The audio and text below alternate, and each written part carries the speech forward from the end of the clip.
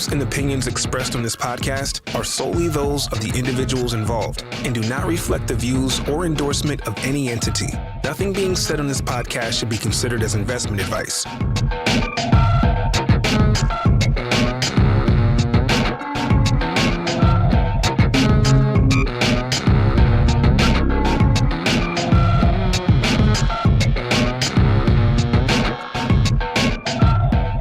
All right, let's go. GM. Happy Friday, everyone. We did it. Happy Friday. Another week down. This was...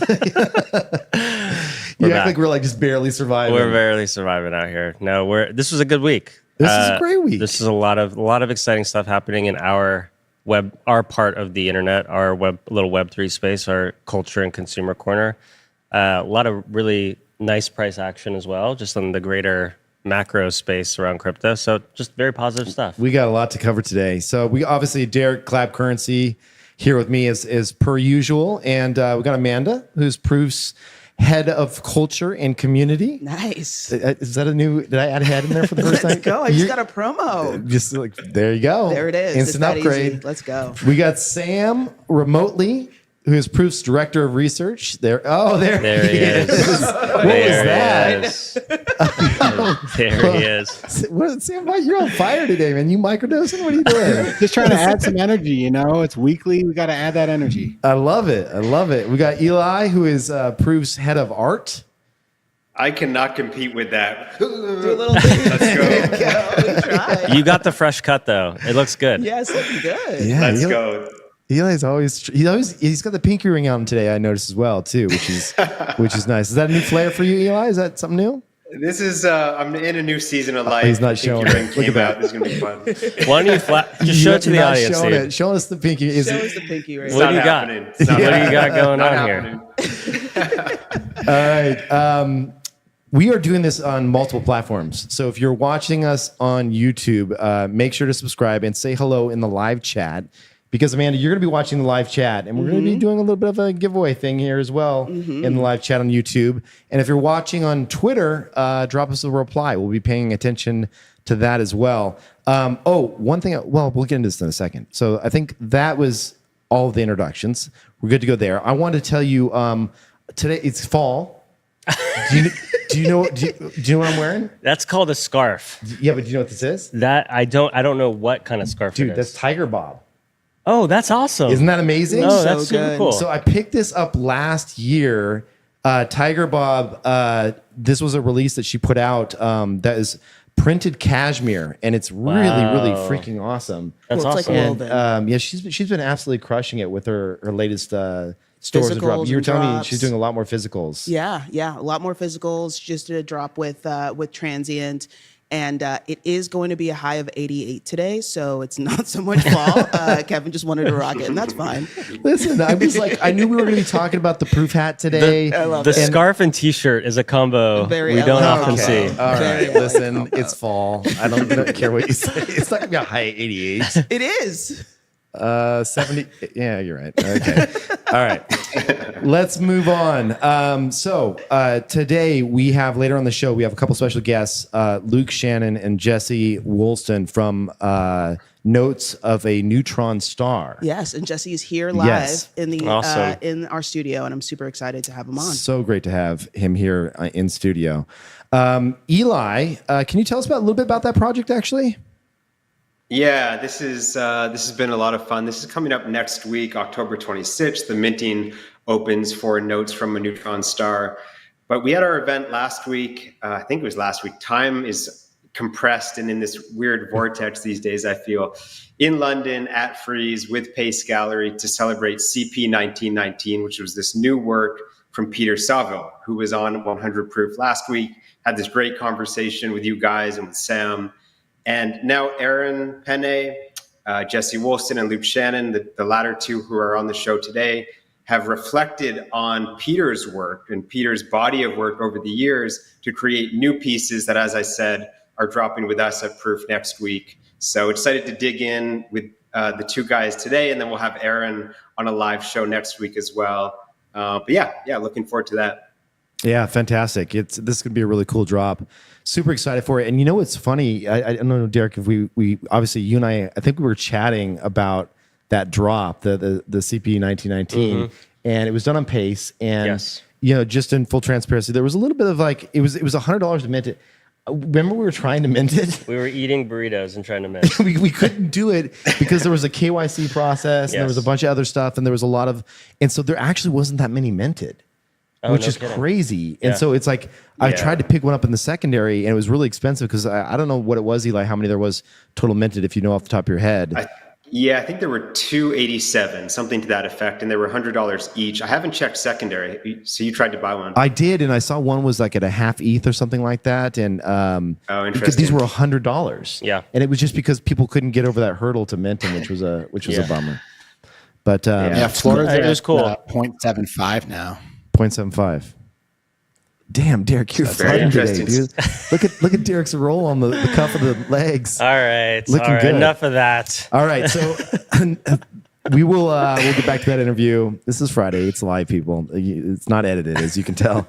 Let's chat about the hat giveaway. So we are going to do this fun little thing today. It is totally random. It's just for fun. I found a case of, not a case, I'd say, they sent us probably 10 to 15 original Moonbird hats that were printed for us when we had just launched Moonbirds, and they were full. I'm wearing one right now. They're totally blacked out, so you can barely see the Moonbird. But if you look at it, it was a misprint. There was like half of it was printed and half of it didn't quite make it. And so, of course, we had to just like scrap them. We weren't going to sell these or give them away or anything. They sat in a warehouse for over a year, and we dug them out. And now they're kind of fun. Misprints are cool. They're kind of misprint OG, like rare things that never ever existed in the real world. So we're gonna do a little raffle today at the end of the show. Amanda, you want to tell us more about what people have to do to qualify for that raffle? Yes. So we are going to throw a little trivia. We've done this before. So we're going to have a little trivia about the artist spotlight that Eli is going to be doing at the end of the show. We're going to ask you a question. Make sure that you are paying attention. If you know the answer, just throw it in the comments on YouTube. First person to get the answer right will win. That's that. So stay tuned. At the end of the show, we'll ask that question. We'll get it done. I think we're going to have Kevin and Justin just sign the hat too. So it'll be a nice extra limited edition little gift for you guys. So looking forward to that. Definitely Justin. He was the artist. He gets all the credit. He did I was the one that screwed up the actual hat. So maybe I should sign it too. You're the one that screwed up the order. I screwed up the order, so I'll sign it as well. All right. So Sam, would love to check in with you and get a market update. What's been going on this week? What is going on, everybody? Yeah, just going through a quick update here. I think this volume chart, I almost feel like I should stop putting it here. It's just, I don't really think there's a ton of information in it, but this looks at every single week this year. So it does kind of give you a feel of how volumes kind of have trended over the year, how down they are, but a little bit up from the past couple of weeks. If you look at prices, which is the next slide, large cap PFP index, kind of bottomed a few weeks ago and has been flat to up a little bit, had a bit of a nice move yesterday. So that's good to see. The Art Blocks index, which is the Art Blocks index, just this kind of keeps trending lower. Today we had 10 Chromie Squiggle sales, but even so, the floor price went a little bit lower. So you're just kind of a bit of a steady kind of, but very slow down move there. Looking at the next slide, some of the top sales this past week, we had a ringer sale yesterday for 30 ETH. So that is cool to see. There was a Gazers. This was a slate background, which sold for 17.3.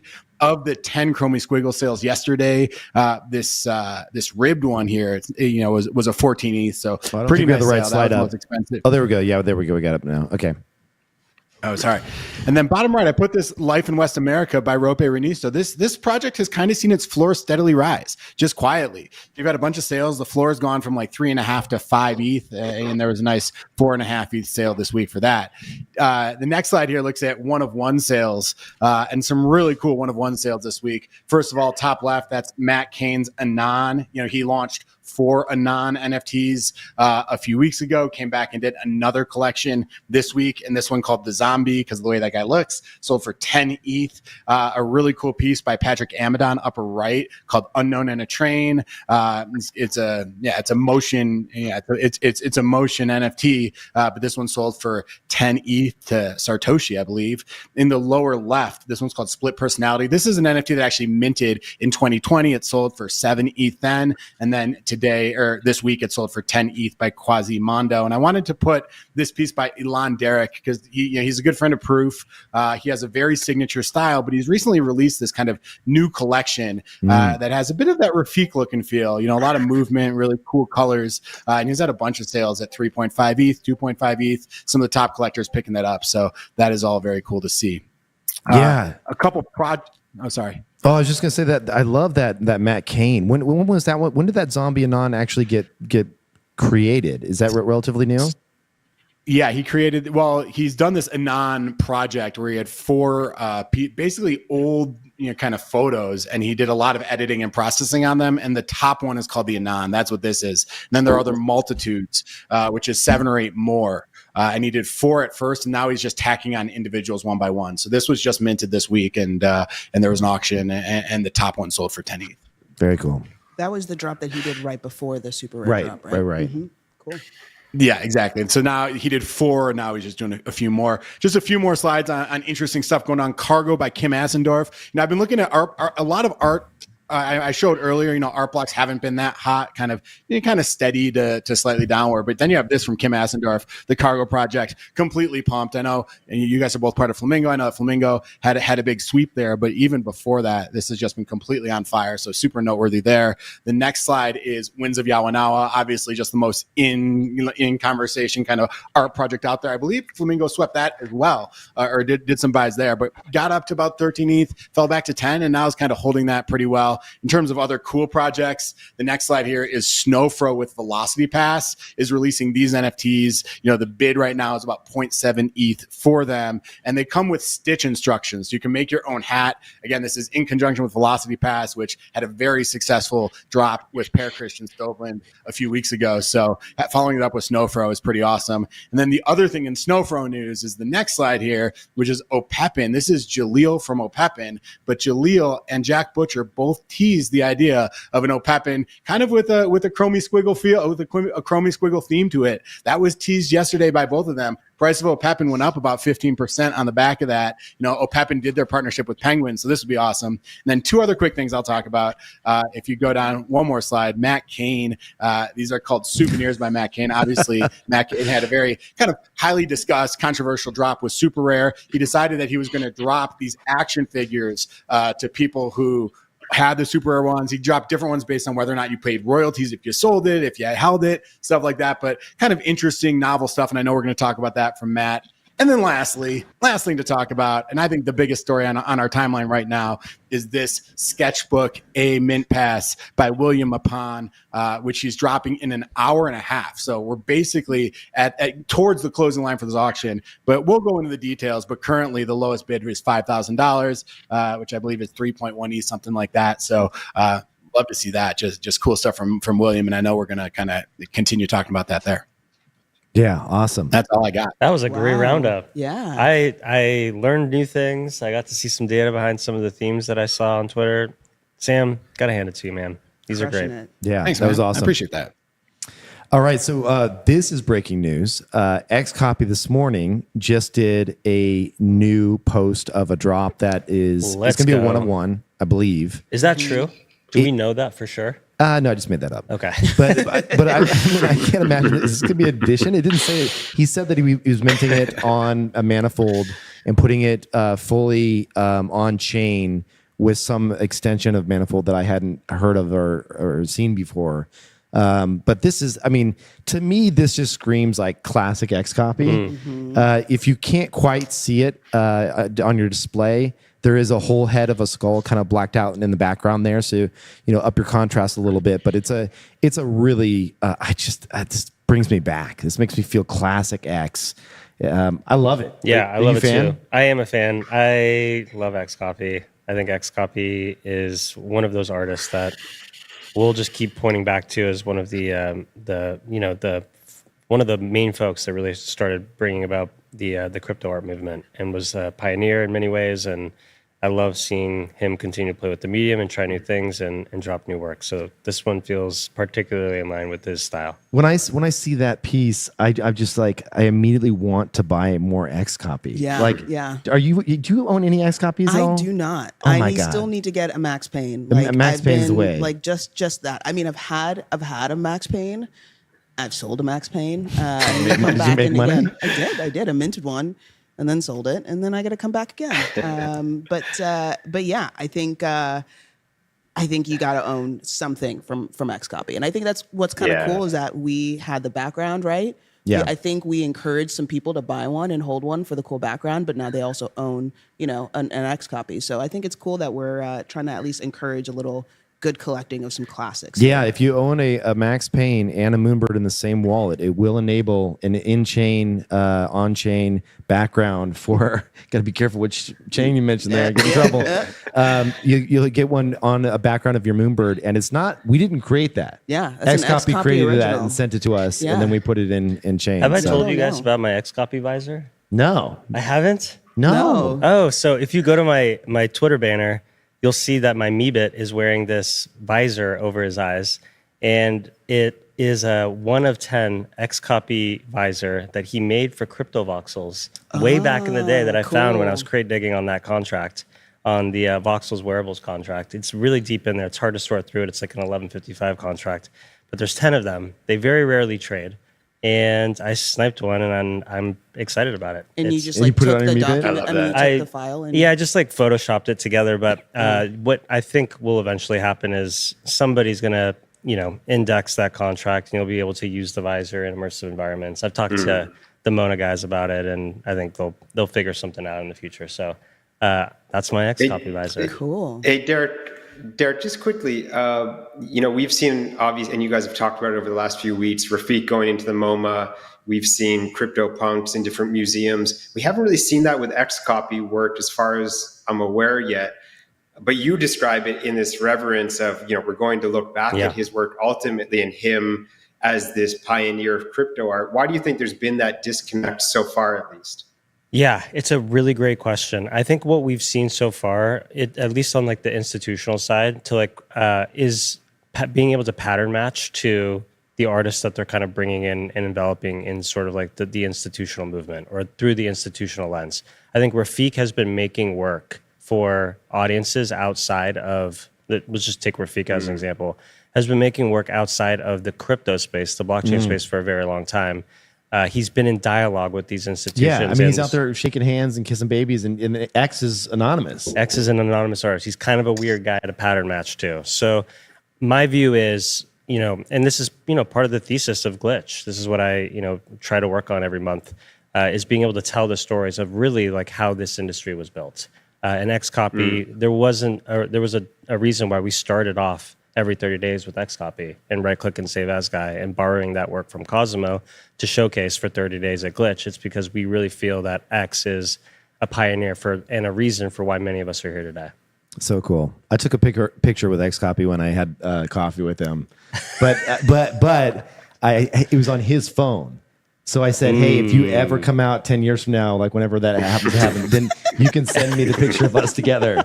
Because I didn't want to make him think like I was going to leak his photo or something, right? So anyway. That is amazing. All right. So Wiliam Mapan obviously just has been on fire for the last, year plus now, it feels like. And he's been relentless about just doing new drops, pushing boundaries in new and creative ways. Every time I look at his Twitter feed, it's an example of one where I'm just like, damn, this guy has talent. Like, because he's posted a lot of stuff that he hasn't minted yet. And you just look 100%. around and you're like, this is so good. Yeah. And so this new collection, Intimacy, is a really fun mechanic. Who wants to walk us through the mechanic? Probably Eli or Amanda? Do you want to walk us through this? Eli, you do it. Head of art. Head of art. You want me to do it? Okay, sure. Let's do it. I'll try to keep it pretty concise because I think most of our viewers probably have a sense. Yeah. So the way that this works is that there are a total of 64 NFTs available. 4 of those are being held back by Wiliam to his own collection. So there are 60 available to the public. And the way that it works is that there is an auction for those 60 mint passes. But as a collector, what you can do is you can explore the algorithm. So you can go into their interface and you can generate outputs from the algorithm, and you can save those, you can favorite those, and you can generate 20 at a time. So you can really create this robust collection for yourself throughout the algorithm. And then if you are one of those 60 people who win the auction that Sam mentioned at the top of the show, and which is happening right now, you can then choose one of your outputs that you have generated from the algo to mint as your piece, to mint as your NFT, the one of 64 in that collection. So there's a bunch of elements of this that we should unpack. Like, it has taken over my feed in terms of people generating outputs, sharing outputs. The founder, one of the co-founders of Verse this morning, that's the platform where the sale is happening, tweeted that there's been over 1.2 million outputs generated and around 250,000 outputs saved or favorited. So it's this really interesting co-creation, a form of co-creation mechanic. And the piece, and then I'll pass it over to you guys, the piece that I love most about that is that most collectors in this space are quite novice collectors, right? They were not, and I'm including many of us here, collectors of art 2, 3, 5 years ago. And so mechanics like this that allow someone to explore the art, explore their own creativity, sit with the artwork, sit with these outputs, evaluate them through their own lens. There's no traits, so you have to identify what's maybe rare, independent of those attributes. I like it through that lens in particular. It's this opportunity for collectors to spend a lot of time with Wiliam's work and really get to know the edges of that algorithm in a way that I think is ultimately really interesting. Yeah, Eli, one of the things I was in there and I was generating a bunch of them, and 20 at a time. I found a couple that I really liked. I'm not going to bid on these passes. I just, it's going to go. It's going to finish without me. But you can take that seed, that actual output that you favorited, that you love, and you can request a print where you don't get an NFT, but you buy a print. So you get a physical, and he's going to sign that as well, right? And that's an open edition, more or less. Is that right? Yeah, that's right. I think that might be a so-called timed edition. Like, there's a certain period of time where you can claim those prints. But this is something, and maybe that's right. And maybe Derek, will kick it to you. This is an interesting example of an algorithm being expressed wholly from a collectability perspective as a physical. No NFT. There's no certificate of authenticity or anything of that sort. I'd be curious through your eyes if that's instructive or meaningful. It is. So there's actually two constraints that I think about when I see work like this. The first is this constraint of artists knowing that whenever they mint something on chain, that work can be priced and traded and tracked in real time. And it also applies against their count, right? Like, the more objects that they have on a blockchain, the more they have, surface area to be priced by an open global marketplace. And there's a lot of artists who want to make sure that they're dropping work on chain that's conducive to like the growth of scale that they feel most comfortable with. Mm-hmm. Dropping tens of thousands of objects that are all unique and generative may not be part of Mapan's count in terms of his like plan to grow as an artist over the next 2 decades. With that said, there's this other constraint around visibility and networking of an object. And so I wrote about this in my piece, Storing Value in Digital Objects. The holy grail is really making something hyper collectible on this blockchain-based network while also making it incredibly networked as a collection. And I think QQL demonstrated this last year. I think Tyler really pioneered this model, which is, can you network a collection? And in that case, I think 10 million off-chain outputs were generated through like the parameters that people were able to like play around with off-chain. And only 1,000, mint passes existed against the collection. Now, the collection ended up doing quite well. I think he generated $17 million in a few hours, but tens of millions of, outputs have been generated off-chain, which is really like, it got a lot of people involved and networked the collection. When you say network the collection, just to tell people what you mean there is, you're saying you're basically creating a mechanic that allows for exploration and social spread of the content without there being an increase in supply That's of exactly the right. actual mint. Exactly right. So it's free marketing, basically. It's attention. Yeah, and it's like attention. attention is the root of all value. And this is like the argument of the piece that I wrote.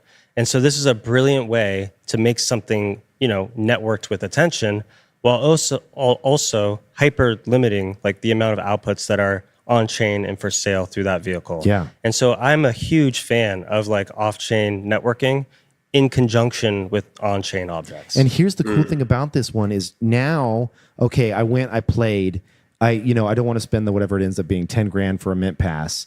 And I'm like, okay, well, I spent, a few hours, gosh, $650 and I can get a signed one of one straight from Mapan. It's pretty awesome. And it doesn't add to his overall digital collection art, like supply. That's amazing. It's pretty cool. Yeah, it's a really cool mechanic. I'm actually surprised we haven't seen more artists do this. I think the model was very successful in many ways for what Tyler was doing. Obviously, there were things about QQL. It was a very, like people could really fiddle with the knobs and imbue themselves in the work. And I think some people would push back against that. But the mechanic of being able to explore an algorithm off-chain, I think is something that I'd like to see more often. And these vehicles for off-chain posters that are signed and editioned by the artist. I think this is just one way to achieve that kind of networking. Yeah, very cool. My little plug for our Algo Explorer, we have one on the Proof site too for anything that's on the Artblocks engine platform. So we have that, and it's Awesome. been a lot of fun to kind of play around with. I think it's an interesting thing because especially with generative art, you have this almost like forced scarcity by just picking a random edition size, right? To be able to open this up to prints, what do you think it sort of does to this idea of forced scarcity for generative art, and then the importance of it actually being on chain? Like for me, I think from $650 for a print that is yours, is something that you generated, to almost like more than $5K for it to just be fungible, kind of. What's that like? What is that like? Is there a huge disconnect here on pricing and importance? Does this feel like also more forced scarcity? Like, what do you kind of think about this whole idea? There's something about it that like, there's something there. I just don't know really quite what that thought is. But what do you guys think? Yeah, I mean, I think it's a great point because it makes you really have to answer the question to yourself internally. Do I care about having the NFT? Mm-hmm. Because in some sense, I'm getting the output of the code that is stored on the blockchain, and I'm having this actual physical, which I love because let's face it, most of us don't have digital displays at home. Yeah. And so, and at this price point, and it's signed, like that's why I'm not paying the crazy money for the NFT. Because like honestly, like I want to walk around my house and experience the art. And we may have one digital frame, but like for me in this period of time, in this down market, like this is a fantastic price point. And I we've seen this before with Damien Hirst, right? Yeah. With the burn, right? Yes. I opted for the physical. You did. And I love my physical. I got it. I have it hanging up in my office, and I can flip it over and see the back and see the edition and the little imprint that they did. And I don't know. There's something about that tangible physical that I really like and prefer. There's almost a premium for degeneracy. Like there's almost a premium for being able to resell it, at some point, right? There's a massive premium there. Sam, you had one thing that I thought, we're seeing almost every drop right now is including some sort of physical. I mean, it's just become this huge new trend in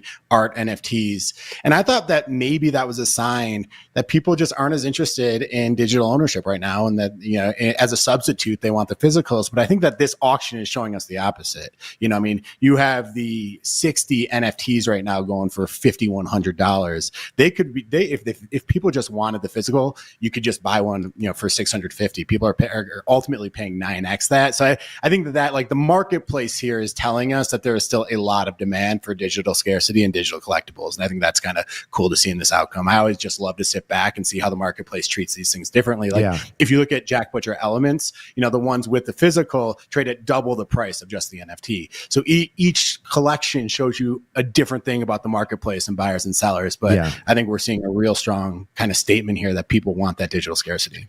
Yeah, the one last thing I just will add is that it is nice that you can be a fan of this drop, and you can say, I still have a way to own a piece of it, even if I'm not paying the high dollar mark for the actual NFT, right? Yeah. Which is really cool. Yeah. All right, so we have to move on. We've got Souvenirs by Matt Kane, the action figure. We have to show this one and talk about this for a second. We do. We spent so much time talking about Matt Kane a couple of episodes ago. The work that he did. I just can't. This is amazing. Sorry. I think this is an extension of the critique. It's very clear that like he's packaging up like a consumer product. It's very much like the lowest common denominator. It's like you see what you get. This is speaking towards how he feels as an artist, the type of work that he's serving to the general public. There's some playful dynamics he made. I think Sam flagged this earlier in the episode. Depending on how you've engaged with contractual obligations as a collection, whether you continued to hold it without listing it or selling it, whether you sold it with royalties or without royalties, you have received a different type of consumer product. So that's the one. If you did not pay royalties, you receive, which is the ripped apart, just an empty one. But what's actually funny is this is the more rare Scarce one. Yeah, it is. The whole thing is just it's very playful and like very interesting. And like how many of these are there? A handful, 5, 6 of them. Like there is something that's inverted about this mechanism that he created, where the folks who were Boy Scouts and Girl Scouts and didn't sell the piece are left with the edition size that is definitely a greater supply. Did you get one of these? I do. Yeah, I got one. Yeah. And you didn't pay royalties, so you get the ripped off one. Well, no. I kept mine. I love this piece. That's awesome. But yeah, it's interesting. So I think feeling salty, Derek, that you got the one that for your loyalty you were rewarded with the least rare NFT. Well, I'm here for the ride. Like I'm here for the creative expression and the artistic experiment. I was never going to sell the action figure either way, so I'm happy to be supportive of Matt, and this has just been a fun journey to be on. This is one where I want the physical. I'd love to have a little tiny little Matt Kane. It's amazing. It would be fun to talk to. Just quickly, it'd be fun to talk to Matt to know if this was pre-planned, if this was sort of part of the idea from concept and from the jump, or if this is a very quick reaction to the initial drop. My instinct is it's probably the latter, and that Matt is just so creative that he observed the reaction in the market from collectors, and this was his riff on that. Yeah, which is impressive, which is fun, and I'm excited to see what follows after this, because Sam mentioned it. He has another auction ongoing at the moment. He's just prolific in terms of his expression of the whole thing. Well, here's the fun thing, Eli, and tell me if you agree with this or not. I'd be curious what everyone thinks. Is like when I thought of Matt Kane for the last, call it year, or when he really started to pop, I thought of a very distinct style. 100%. Where you go to Super Rare and you see gazers, or you see the doors, or you look at them and you're like, oh, that's a Matt Kane. And then all of a sudden, he just broke.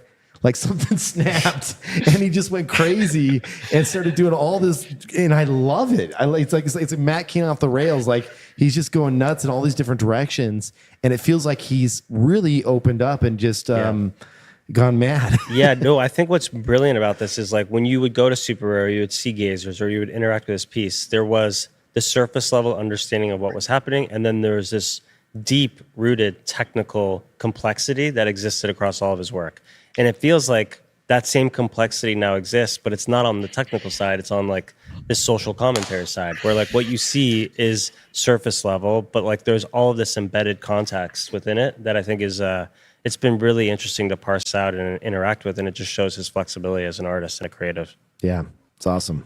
The other thing I find kind of interesting here is we have been talking, I think that removing royalties has hurt the ecosystem. And I think that the artist collector alignment's a little bit less there. I think, financially artists are now incentivized more to get as much out of the initial drop as they can, because you don't quite grow with the collection as much. But we've talked about all the different things you can do to reward people who pay royalties, and just the different ways that with the tech kind of lacking the ability to enforce, you can do things as an artist or as a collection to reward royalties and otherwise. And I thought, like, I don't think this is like, this isn't like creating some big difference, but it was interesting to see a first stab at that. Someone taking a go at like, we're going to like give a bit of a nerfed NFT to the guys who didn't pay royalties, a bit of that, maybe a little bit of a mark of shame. I don't even know. That's probably the wrong way to describe it. But this is one of the first things we've seen kind of pushing that forward. And, I imagine we'll see more efforts of that kind of in the future.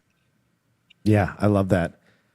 It is fun. It's because no one loses here. It's like, you get a one that's scraped up and ripped off, but it wasn't like that big of an FU. It was just kind of like, okay, if you paid royalties, you get a slightly cooler version of this, Yeah.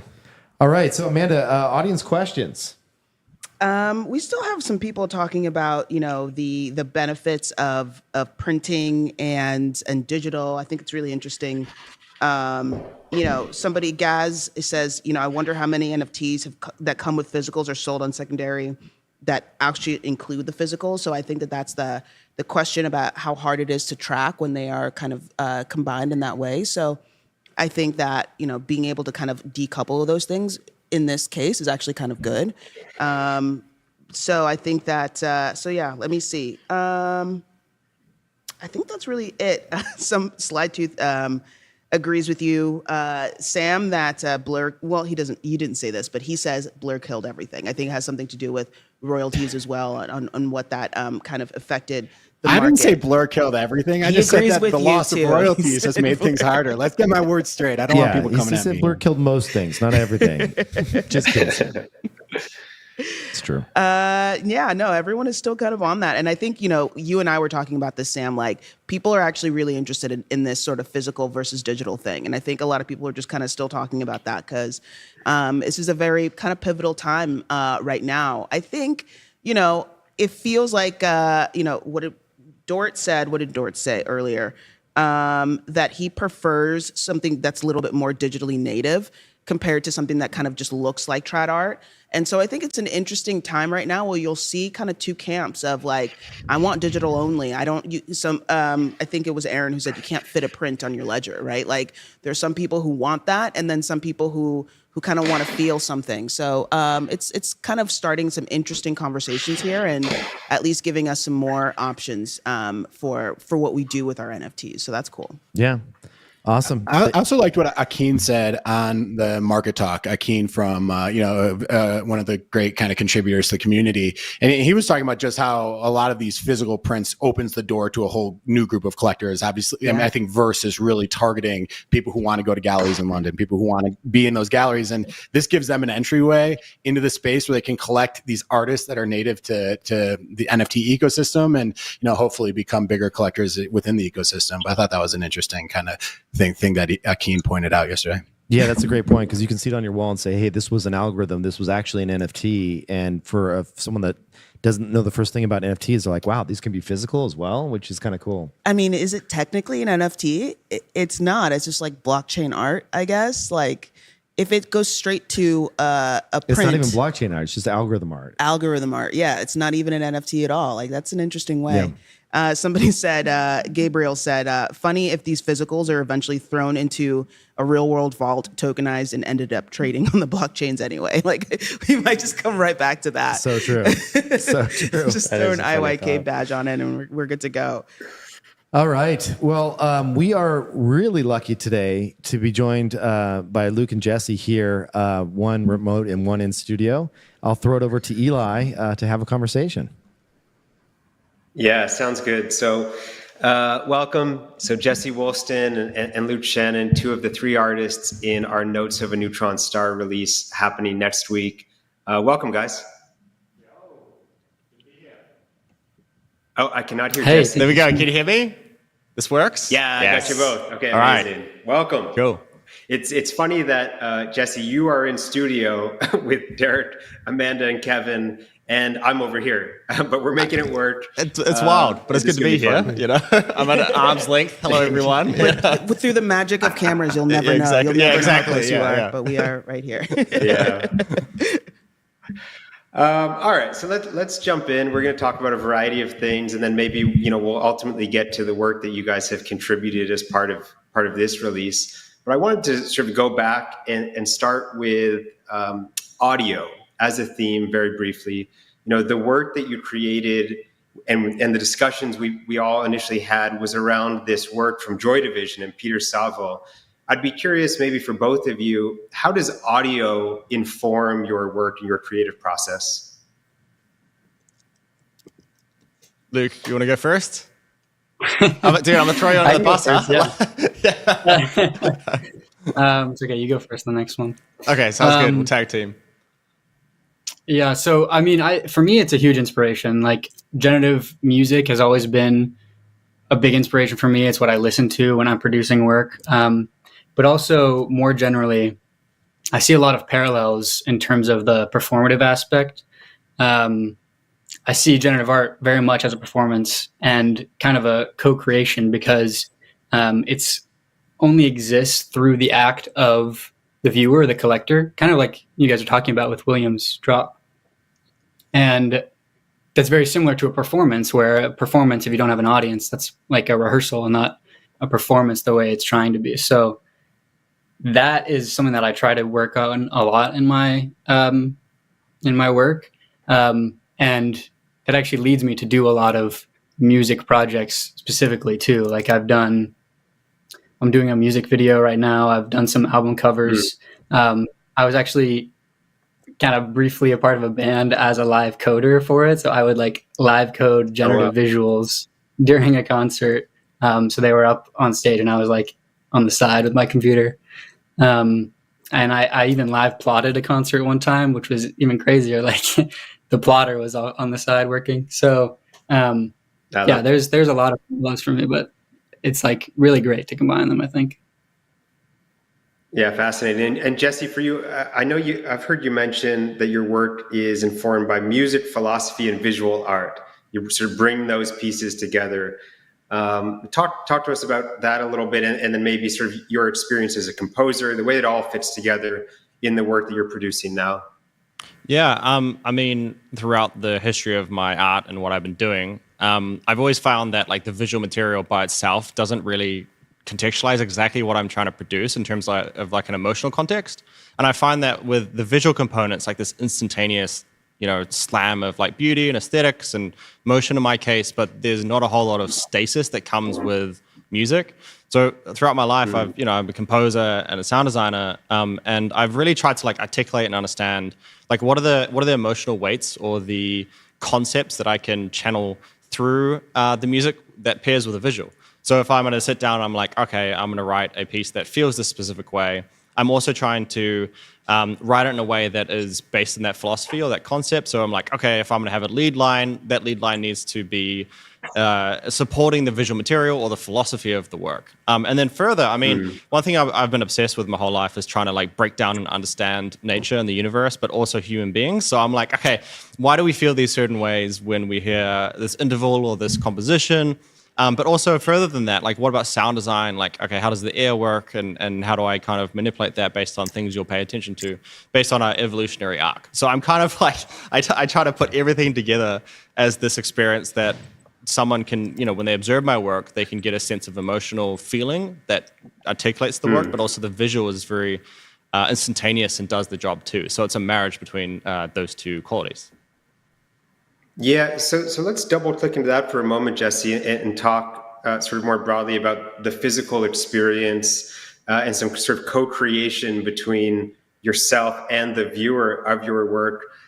Oftentimes your work is shown in very large format, large scale, and we're doing our best to show it in that way, both in London and there at the Foundry over the coming next couple of weeks. Talk about that importance of the physical, of the sort of tactile experience, someone located in a space, experiencing the work. Just talk about that a little bit.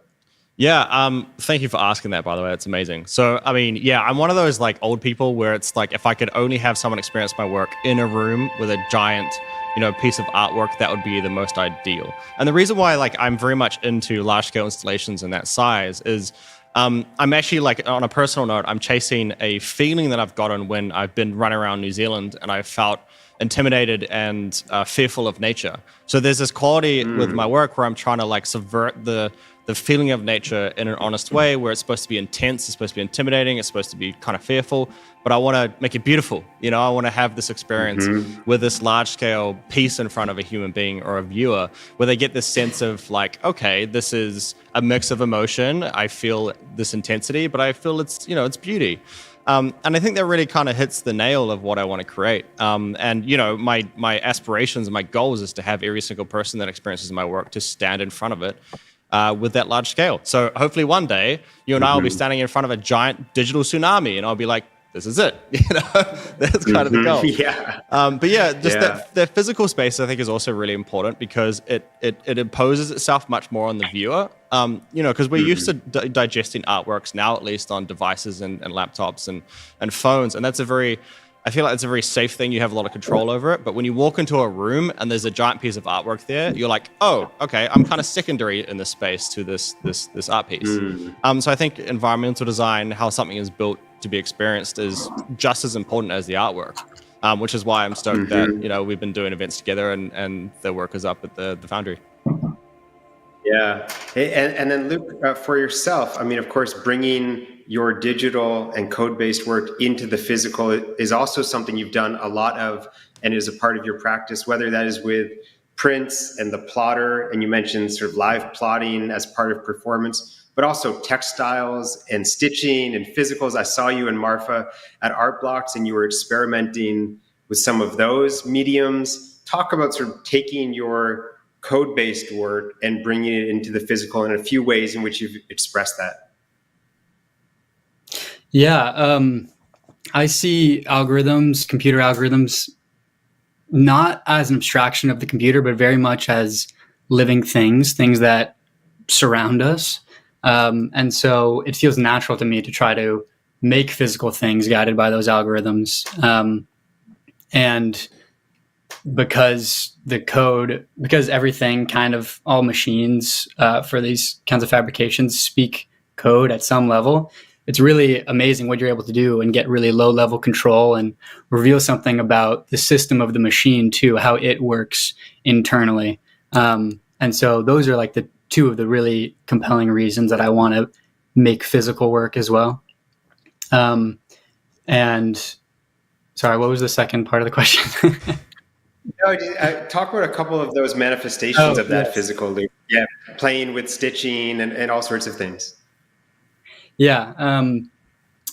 So I've done the most work probably with the plotter. I think it's what most generative artists go for first. And it's a really fantastic tool to use. And is like the first display too, like before computers had displays or printers, like we were using plotter. So it's a really great way to start with that. But I've experimented more with embroidery, like you've been saying.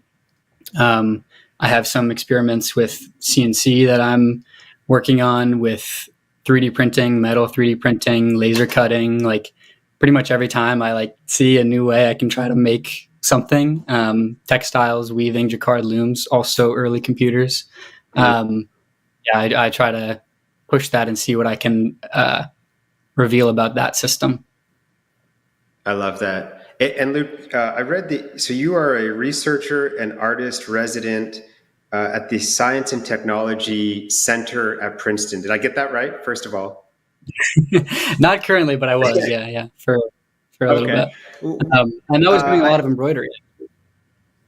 Oh, interesting. So, yeah. So what were you doing? What were you doing there? I'm just fascinated. So there's a really great, like, makerspace kind of area at Princeton. I mean, they have a fantastic set of tools and machines that I can work with in code. And so was like doing a lot of that already, and then reached out to some people about kind of formalizing it. And so I had a summer basically of time in that space, just me like working with these machines, and was able to do some experiments that I'm really proud of like really large scale plotting, embroidery, these kinds of things, and also like advise a little bit on new techniques for embroidery and machinery that, you know, like they could use in the future, new ways to use it, that kind of thing. Oh, fascinating. Okay, let's track ahead a little bit and talk about the work that you guys have created as part of this release. Jesse, maybe starting with you. You described the way that you investigate new ideas, the way in which there are these different conceptual underpinnings of your work. I'm curious, in this case, with this sort of prompt or this sort of additional element external to yourself as something to reflect on, meaning Peter Salvo's work, how did you begin the process of incorporating that influence into ultimately this work that you're contributing here, Instability, as part of the show? Yeah, I think like one thing whenever I consider a collaboration or I come in and I'm supposed to honor somebody else's work and someone that came before me, I consider like, all right, what was the function or the point, or like what was Peter really digging into? And then how can I almost extend that or express more of that or show people like the essence of what he was trying to grasp? And obviously, like, you know, the artwork has been iconic for a very, very long time. And I loved it because it's, you know, based on the pulsar star. So I was like, okay, that's a brilliant prompt. You know, I love the universe in terms of breaking it down and, you know, and basically trying to understand it and then simulate it in beautiful ways. So what I did was I was like, okay, how can I figure out to extend this idea and that inspiration? So what the simulation is actually about and what it's, you know, focused on is when a star dies, the gravitational weight of it outruns the fuel that is being expressed, and then it implodes and explodes. And what happens in that, you know, in the supernova event is it sheds its outer layer, and as it does that, all of the gases and the dust and the materials express outward. And with different temperatures and densities, you get all this mixing of this, you know, of these gases. And that's what the simulation is all about. It's a 2D cut in half expression of that universal law. So if you look at pulsars, if you look at the Crab Nebula, which, you know, the iconic image by NASA, that is a part of that expression is actually the simulation that I built. So I'm like, okay, how can I really dig into what he was looking at, Peter, but then also show more of that beauty that comes with the pulsar and a supernova event, and obviously which is the neutron star is the encompassing classification for that. So that's really what it was. I really wanted to dig into like, all right, how do I understand the universe more? How can I express its beauty? How can I take all this crazy complexity that happens with these cosmic bodies and simplify it down and create something beautiful with it? So that's why it's called Instability. It's a nod and a very on the nose love letter to the Rayleigh Taylor instabilities, which is how you mathematically quantify those behaviors, those gases. Yeah, it's fascinating, man. And I so appreciate the depth with which you're investigating those themes. It's really interesting. Jesse, you've been very thoughtful about the number of works that you make available for sale. Maybe, just, you know, I'm curious myself, how do you think about that? You know, I'm sure you've had many opportunities to do open editions and other editioned work. You've only, I think, done one-of-ones and only 4 to date. How do you think about sort of the cadence and type of work that you release for sale? I mean, you know, what works for me is really creating as high octane or potency as I can whenever I do something. So if I'm going to do an installation or a collaboration or a NFT or a one-of-one, I'm like, okay, this has to be absolutely dialed in every area possible. Because I look at my one-of-ones as almost like the seedlings to the larger areas of my practice. So if I do a singular piece, that is going to turn into an installation and things like that. And I'm also planning on, you know, I'm really trying to look ahead to the next 70 years if I'm going to be around that long, hopefully. But, you know, so I'm trying to think of like, okay, how do I plan for the future? And then each one-of-one I release, each piece I put out, I'm starting to slowly build the universe around those pieces. So the people that own those and the support I get, I can really start to transition to something much larger than myself. So it's really just this combination of like, I want to go slow, I want to be intentional, I want to go 70 years, you know, and I don't want to mess that up So I'm like, I'm going to be more careful about what I do. Not saying that obviously open editions and whatnot is bad. I'm just like, what works for me is this really high potent approach to singular one of one. So yeah. I love that, and we so appreciate that. You're releasing one of those with us, and you trust us in that relationship. Luke, let's go over to you. So your work as part of this show is called My First Plot, a very literal title for these works that literally are your first plots. Take us back to 2019 when you created these works, and give us a little bit of that origin story. Yeah, so this was my first experience with the plotter.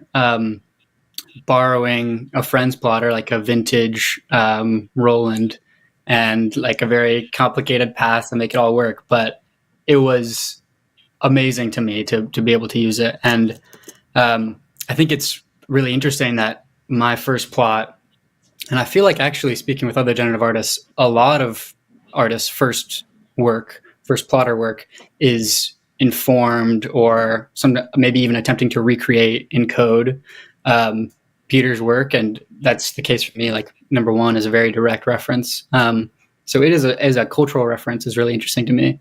I think that it says a lot about how open and new it was and still is. And yeah, I think the first experience with a new medium is a point for an artist where you can actually learn a lot about their work and themselves. Like that's why I like to experiment with a lot of different media as well. You don't really know yet how to hide some of the things that you might want to hide. So it's like a very personal work. So it was great to revisit that series and like think about how I was thinking about generative art at that time. Like I'm interested in unlearning and inhabiting the mind of a beginner where options and ideas can be more open and there's fewer preconceptions, in a sense, fewer biases. So yeah, it was really special to like come back to these works after so long. Yeah, I mean, this is very special to have these 4 first plots from you, Luke, and the physicals connected to the NFTs. This, I mean, dovetails with much of our discussion today about having these physical expressions of this code-based work so that people can live with the work in a slightly different way than if it's just wholly digital.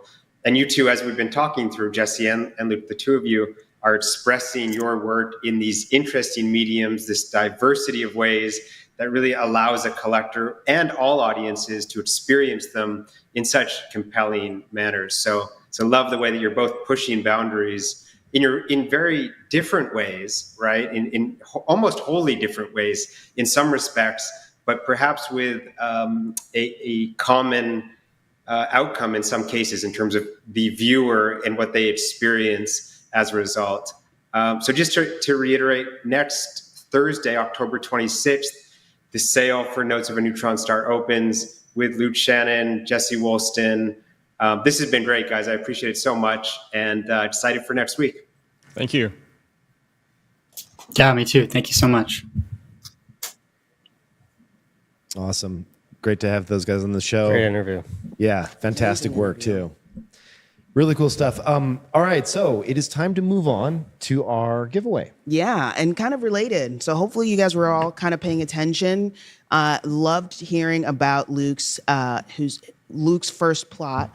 Does anyone remember the year that he made that? First person to get that answer will win a signed hat from Kevin and Justin. I might not sign it. And I'll do a little something in there too. There it is. Stu.art. Stu.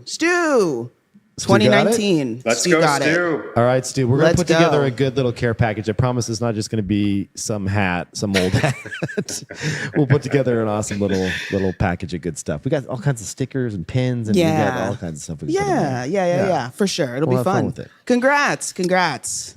Awesome. All right. Well, this has been an awesome episode. Loved it. So much art. So much great art happening right now. It's awesome. It It's really cool. I also secretly, my favorite part of these episodes every week is getting to hear Eli or Sam interview some of the great artists making work right now. I mean, it's great to get that context and that depth of knowledge around how work was created, and I just get to sit here and listen to it. It's awesome.